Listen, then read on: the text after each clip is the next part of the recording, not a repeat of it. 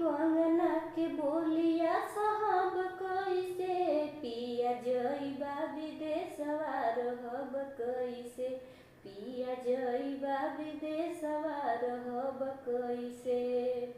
ससुरु क बोलिया त सही सुनी लेबै ससुरु क बोलिया त सही सुनी लेबै सासू जी क बोलिया साहब कैसे अरे सासू जी क बोलिया साहब कैसे पिया जइबा विदेशवा रहब कैसे पिया जइबा विदेशवा रहब कैसे। बैरी कंगना के बोलिया सहब कैसे भसुरु क बोलिया त सही सुनी लेबै भसुरु क बोलिया त सही सुनी लेबै जेठानी क बोलिया साहब कैसे जेठानी क बोलिया साहब कैसे पिया जइबा विदेशवा रहब कैसे पिया जइबा विदेशवा रहब कैसे।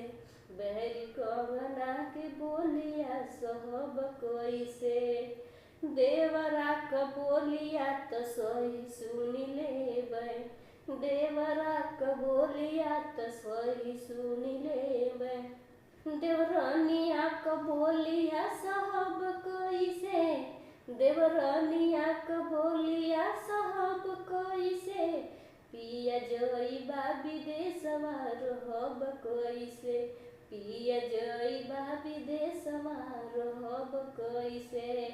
बैरी कंगना के बोलिया सहब कैसे नंदोई क बोलिया त सही सुनी लेबै नंदोई क बोलिया त सही सुनी लेबै ननदिया क बोलिया साहब कैसे ननदिया क बोलिया साहब कैसे पिया जइबा विदेशवा रहब कैसे पिया जइबा विदेशवा रहब कैसे।